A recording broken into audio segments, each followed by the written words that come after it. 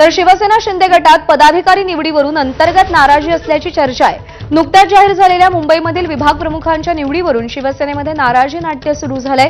मुंबईमधील महिला सेना प्रभारी विभाग प्रमुख यांच्या नियुक्तीवरून देखील अंतर्गत नाराजी आहे। नाराज असलेल्या पदाधिकाऱ्यांना ठाकरे गटाकडून संपर्क साधण्याचे प्रयत्न सुरू आहेत, अशी माहिती विश्वसनीय सूत्रांनी दिली आहे। अक्षय भाटकर आपले प्रतिनिधी आपल्याला अधिक अपडेट देतील। अक्षय, नाराजी मागचं कारण काय आणि कोण नाराज आहे? तज्ञ या नाराजीमध्ये अनेक वेळा असं हेच चित्र बघायला मिळतात की ज्यावेळी नवीन प्रभारींच्या किंवा नवीन नियुक्त्या केल्या जातात पदाधिकाऱ्यांच्या, त्यावेळी जे जुने पदाधिकारी ते नाराज होतात आणि तेच चित्र सध्या एकनाथ शिंदे यांच्या शिवसेनेमध्ये दिसून येतं आहे। कारण की जे प्रभारी विभाग प्रमुख सध्या जाहीर करण्यात आलेले आहेत, त्या प्रभारी विभाग प्रमुखांमध्ये अनेक नावं अशी आहेत जे पक्षामध्ये नंतर आले आणि नंतर ठाकरे गटातून शिंदे गटामध्ये प्रवेश घेतलेला आहे। मात्र त्यांना विभाग प्रमुख किंवा विधानसभा प्रमुख हे पद देण्यात आलेलं आहे।